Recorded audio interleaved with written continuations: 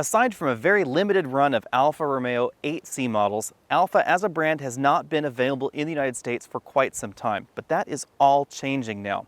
Right now we are taking a look at the Alfa Romeo 4C Spider, which is sort of the convertible version of the 4C Coupe. Very soon we should also be seeing Alfa Romeo's 3 Series Spider, but until then, this is the Alfa on sale in our country. Up front we get this very Italian looking front end with this large grille right here, 2 large openings on either side of that very distinctive Alfa Romeo shape. Our model has the optional xenon headlamps. We have nice daytime running lamps in there as well. And from the front you can see this has some sexy lines, but it's also quite simple, which tends to be the flavor of Alfa Romeo overall in Europe. They're not quite as fancy as something like Ferrari or Lamborghini in terms of their overall style. They prefer a more elegant theme. In terms of overall length, the 4C is a very small vehicle for the United States. This is between the Mini Cooper 4-door and the Mini Cooper 2-door in overall size at 157 inches long.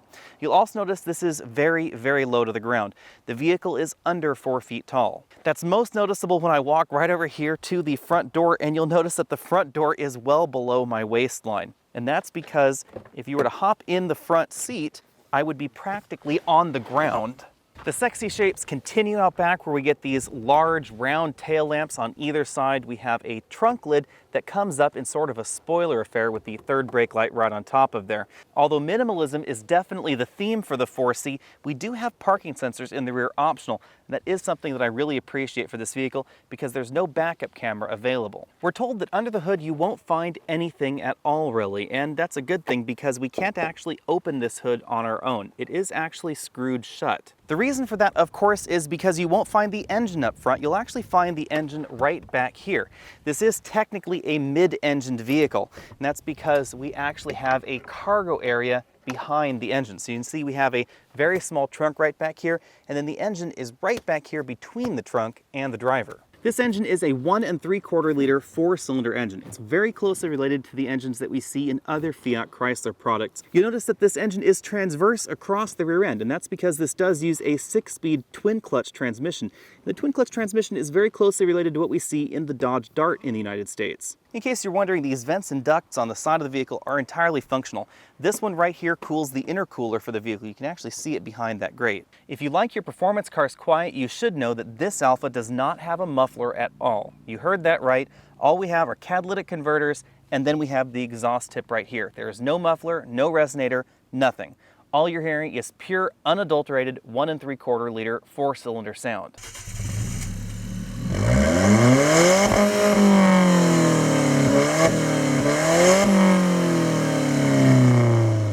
Light curb weight is what the 4C is all about, and that is the key to its performance and its excellent fuel economy. You can see right down here that we have a carbon fiber chassis. The vast majority of this car is either carbon fiber, composite, or aluminum. In Europe, that means this vehicle weighs just over 2,100 pounds. In the United States, it weighs just under 2,500 pounds. Now, for the United States market, some significant changes had to be made, like the addition of side curtain airbags on the doors, a slightly stronger carbon fiber body in order to meet US crash regulations, and a few other features on the inside that Americans generally demand, like air conditioning, an adjustable passenger seat, etc. If you've watched my channel for any length of time, you probably realize I'm quite a pragmatist when it comes to cars. So a lot of my comments in this video about the construction of the vehicle or some of the downsides of the car are just things that I think consumers really need to keep in mind. They're not necessarily digs in the car, not personal attacks by any stretch of the imagination, because I came off really, really loving this car. Now, one of those downsides, while we're under this sort of hood back here, is the cargo compartment. And you can see I have one 24-inch roller bag in the back, and that really is all that will fit back here in this cargo area. Now that's kind of a bummer because this is also where the top is supposed to go in our Spider model. There's actually a little bag right here for you to put that top into, and of course, when I have this bag back here, there's nowhere for the top to go. So why don't we have a front trunk or a frunk as we see in some other vehicles? Well, it's all down to weight, because in order to add a front trunk to this vehicle, the hood would have to open. So that would be hinges, that would be struts to keep the hood open. We'd also need some sort of tub to actually put the luggage in, seals, all that sort of thing. When it comes to the Alex Nauto's exclusive Trunk Comfort Index, I am going to have to give this 2 out of 10 points. Not only is this quite small, but it's also very close to the engine right here, and I did notice that after sitting a while, even on a cold day after running the car, your cargo does get a bit toasty. Now let's talk about the top. Obviously that is a key difference between the Spyder and the non-Spyder version. Again, I have it right here because it couldn't fit in the trunk with my bag. Now it is relatively easy to install once you get the hang of it. We simply drop it on the car in the right location. There's a little red dot there to indicate the middle of the front. We insert the first 2 pins, pull the levers, latch it down right like that. Then we simply go over to the other side of the car. We repeat the process, making sure to tuck that in right there, align it up, drop those pins, snap it down. Quite simple, actually. You'll notice this is quite simple compared to certain Porsche models I could name. Now on the inside, we just insert 2 little prongs and twist those locking pins, and we're done. Now removing it is actually fairly simple from the inside. You just remove those 2 pins, twist them, and they come right out. Then we unlatch the one side, flip it over on top of itself, unlatch the other side, flip it over on top of itself, and you can very easily grab it and pull it inside the car. When it comes to front seat comfort, you have to keep in mind that the 4C is all designed around that lightweight mission. That's also going to be important when we go around the interior and we start talking about what this car does have, what it doesn't have, and some of the upsides and the downsides to this ultra lightweight construction. I'm going to have to give this seat a 5 out of 10 points when it comes to front seat comfort because we really have very limited adjustment ability. We don't have an adjustable headrest, we don't have adjustable lumbar support, the seat does not adjust for height, and the reclinability itself is very limited. So for instance, if I scoot this seat all the way forward so you can clearly see that this seat back is not touching the back of the car, and I pull this lever, you can see that it's already reclined as far as it will go. Now with the seat reclined as far as it will go, I actually like sitting in this seat as far back as it will go. Now I'm 6 feet tall, so if you're taller or you have longer legs than me, that could be a bit of a usability problem. Now we do have a tilt telescopic steering column, but the range of motion is somewhat limited. And even in its most upright position, at my height, with this locked into place, a portion of that instrument cluster is actually blocked off from my view. A big change for the US market is that the passenger seat in this car has the same range of adjustability as the driver. Now in Europe and other world markets, we're told that the front passenger seat is not adjustable, period. So that is a slight advantage for us. On the inside, there are also some practicality and usability compromises in this cabin. We do have 2 cup holders back here, but you can see where they're positioned. They're actually right behind my elbow for this large one, and this smaller one, which actually can accommodate this large takeout drink right here, is right at my elbow. Again, in the mission to save weight, some things are missing in this cabin, like we don't have a glove box of any description in this car. We do, however, have a cell phone slot right here on the side of each seat where you can insert a cell phone. Last but not least, we have a very small storage cubby right back here between the seats. It opens up with this little flap, and inside I was able to put a wallet and a Rubik's Cube. That's about all that will fit. From this angle, you can really see how thin and lightweight these seat backs are. It's actually surprising they're as comfortable as they are for the size of them.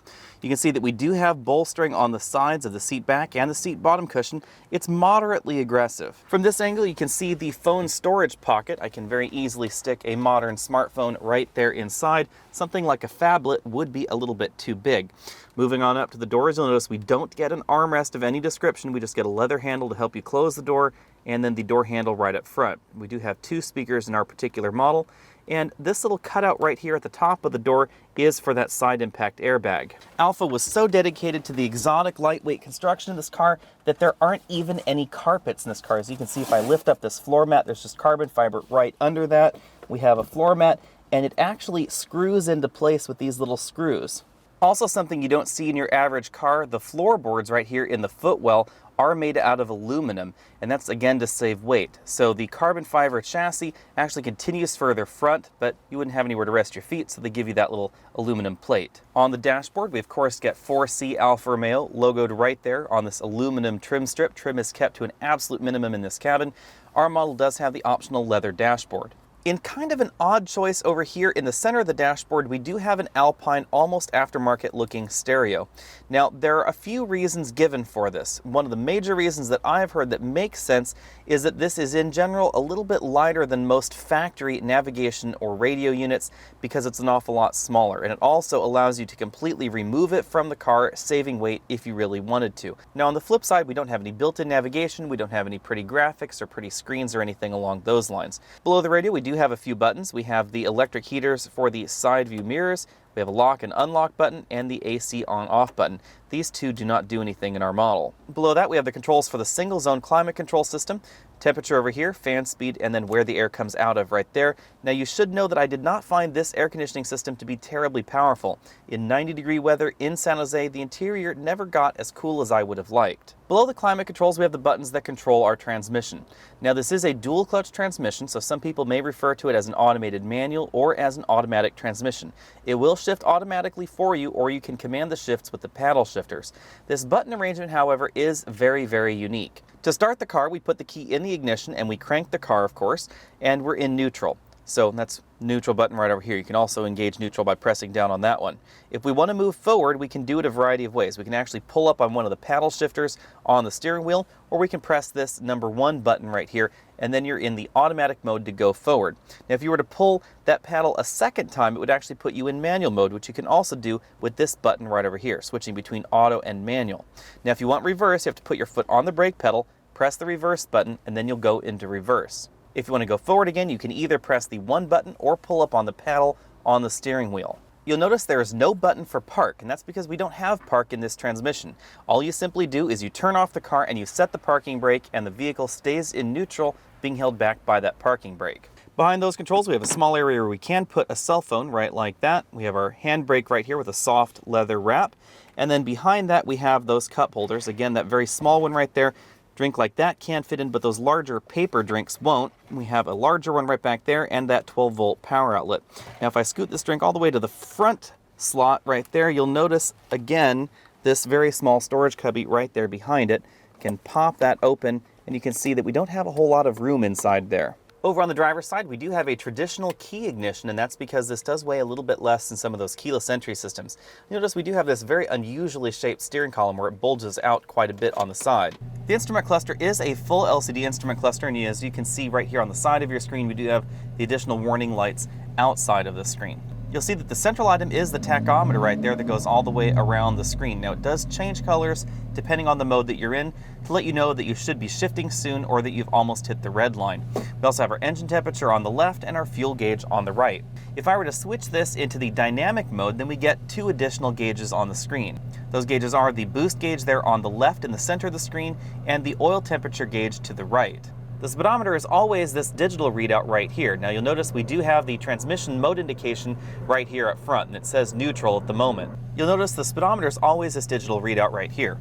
And you'll notice the transmission mode indication is right above that, and right now it says we're in neutral. So if I pull up on the paddle on the steering wheel, it goes into auto 1.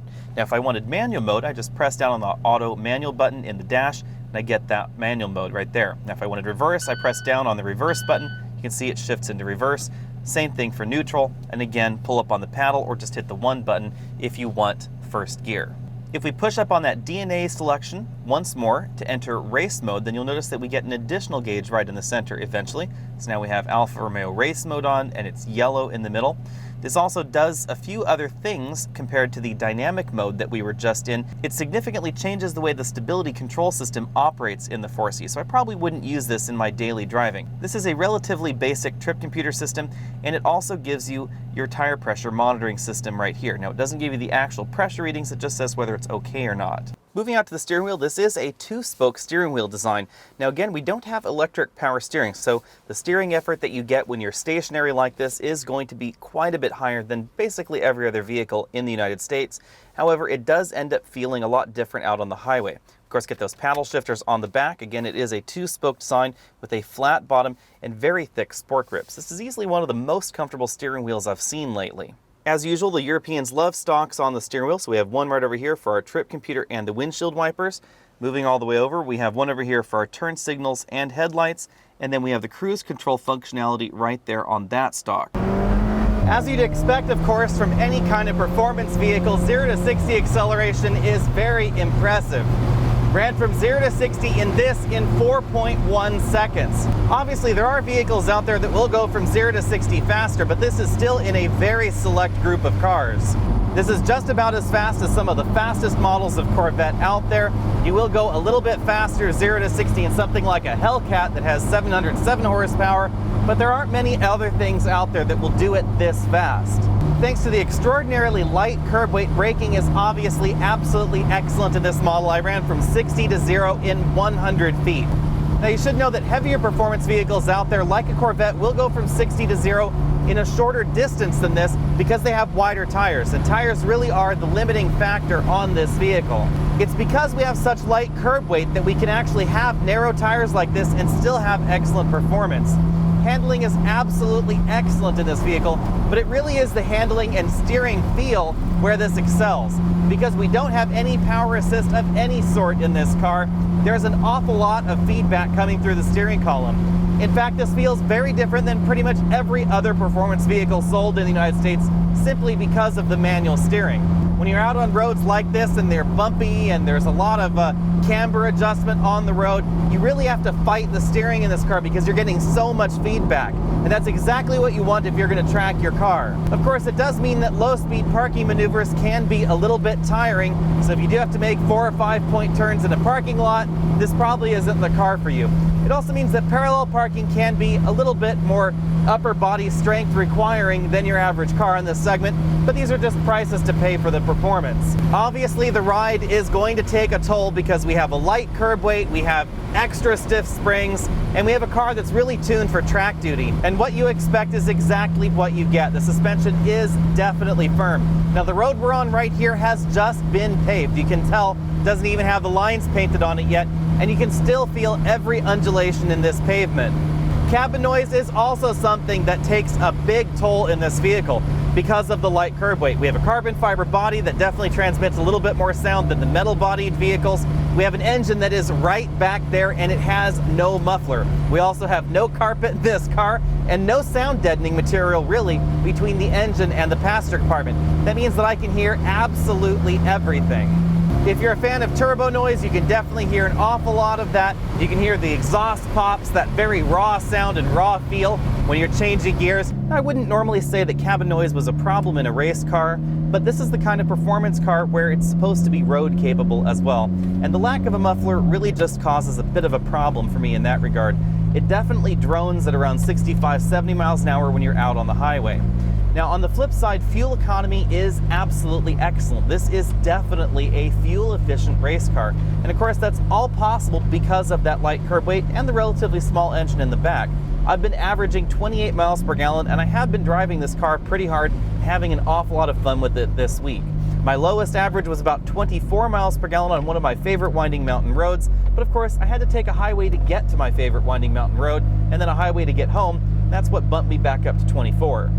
The fuel economy is one of the key areas where this is very different than something like a Chevy Corvette, because the Corvette will go from 0 to 60 just around 4 seconds like this will, 0 to 60 times, 60 to 0 times, quarter mile times. They're really not that far off, but fuel economy, that is quite far off, and this will give you much better fuel economy than even the Corvette with the new 7-speed manual transmission or the one with the 8-speed automatic. Really tight winding roads like this are really what the 4C was designed for. Now, this is also where you'll really notice how stiff this suspension is, because this is not a very well maintained winding mountain road. It is awfully bumpy. And this suspension really doesn't get upset around the corners. You can thank the electronic suspension system for that. However, it is very, very punishing. This is also where you begin to realize that we've really become soft as a people with power steering, because it takes an awful lot more effort to steer this around the corners, and you really have to pay more attention than you do in a car with electric power steering. Now, the flip side for that is we get much, much more feedback from this steering column. As I said, this thing really fights you back. When you're in the corners and there are bumps and undulations, you can really see this steering wheel shaking around. You can take a look at that picture up there on the side of your screen of the steering wheel, and you can really see this sucker fighting. Now, I love a car that's al dente, as I say, has a little bit of fight left in it, and this definitely has that going on. You also have that absolutely glorious sound coming from the engine. Pricing for 2016 is fairly easy to talk about. Things start at $53,900 if you want the coupe version of this, and you add $10,000 for the Spider version that we're taking a look at right here with this canvas top. Now, in case you're wondering, that could be seen as a somewhat expensive upgrade in order to make this a convertible, but they do have to make some decent structural changes in order to whack the top off of the car. Now, pricing may be easy to explain, but comparisons truly are not with the 4C. And that's because this is an exotic materials, mid-engined, lightweight sports car, race car that you can actually bolt a license plate to and drive around the regular streets with. The basis of this vehicle really is that ultra light curb weight and all the compromises that have gone into giving you that light curb weight. Now you may be asking yourself, the Mazda Miata is also quite light, but it doesn't have the same kind of compromises. And yes, you would be right about that. However, the Miata is a different kind of vehicle. It's not a mid-engined vehicle, which does cost a little bit more to develop, and as a result, it doesn't have the same kind of weight balance we have going on here. Now, some people prefer the kind of weight balance we get in the Miata. This has the same kind of curb weight and very similar driving dynamics to classic Porsches. However, in the United States at this moment, something like a Porsche Boxster or a Porsche Cayman, they're considerably heavier than this. They're about 600 to 700 pounds heavier. Of course, Mazda's MX-5 is also significantly less powerful. We have a smaller engine under the hood, it's not turbocharged, and it goes from 0 to 60 considerably slower than what we're looking at here. The handling also isn't quite as good because that car is meant to be the accessible lightweight performance car. That said, you can think of this as the accessible, lightweight, exotic materials mid-engine performance car because it is significantly less expensive than something like the brand new Lotus Evora that we'll see in 2017. It's also significantly less expensive than any Porsche that goes this fast. Sure, you can get a Boxster or a Cayman for just around $55,000 or $60,000 like we're testing this Spider right here. However, in order to go this fast, you would actually need to pay over $82,000 for either of those Porsche models. It would take the Cayman GT4 in order to get as fast as the base model of this. Now, comparisons to the Boxster or the Cayman is when it's very important to understand what this is. This is trying to be a really pared down, small version of perhaps a Ferrari or a Lamborghini. Porsche is really not trying to do that with any of the Cayman or Boxster models. They're significantly heavier than this, but they're also significantly more comfortable and nicer on the inside. If you're looking for a car that you really want to drive every day and you're using to commute, say, an hour to work in each direction every single day, they would be the better car for you. This suspension is a little bit too unforgiving. The seats are not quite as comfortable. The interior is very minimalistic. I wouldn't want to go out for lunch with clients or something like that in this vehicle, but you could in the Boxster or the Cayman. The Boxster and the Cayman seats are very, very comfortable. You can get navigation. The interior is very nicely done. The fit and finish is absolutely excellent. It's very much a luxury entry in this segment. I've noticed that a lot of reviewers out there fail to understand the mission of the 4C before they start complaining about certain things. No, it doesn't have a glove box. No, the seats aren't terribly comfortable. No, the gauges aren't terribly interesting. And no, it doesn't have a nav system available. However, that's not the point of the 4C. In fact, the very point of the 4C is that it doesn't have those things. Now, because performance vehicles come in a wide variety of different forms, you could also compare this to something like a BMW M2 or a BMW M235. Now, a BMW M235i will give you similar 0 to 60 performance for less than the Spider that we're taking a look at here. You can get it in the convertible form. However, in order to do that, you would have to get all-wheel drive and you would have to get the automatic transmission. The M235i already starts out a very different kind of vehicle than we're taking a look at here, but by adding the automatic and all-wheel drive, you've turned it into a completely different vehicle. The steering in the BMW is nowhere near as communicative or as responsive as we get in the 4C. It is an awful lot more comfortable, and yes, it will go 0 to 60 just as fast, but the experience is going to be completely different. The same basically goes for any of the other luxury entries out there. If you start taking a look at BMW M products or Mercedes AMG products, you can obviously get vehicles that go as fast as we're taking a look at here. Even the brand new 2016 Mercedes GLA 45 AMG, their small SUV, will go 0 to 60 nearly this fast, but it's not the same kind of vehicle. Any competitor out there that starts adding all-wheel drive especially is going to feel very different than this, and this is the only vehicle sold in North America with manual steering, and so that steering feel is very, very different than basically everything else. That means that if you're looking for the kind of performance car that is no compromise performance, or I guess in some sort of ways an awful lot of compromises for performance, this is exactly the vehicle for you. Now, this is not the kind of vehicle that I would normally be attracted to, but I have to say that after a week of driving it, I am pretty smitten. And if I just happen to have $71,000 of cash hanging out, I would probably buy one. Thanks for taking the time to check out this video. Again, I'm Alex Dykes, and this has been the 2016 Alfa Romeo 4C Spider.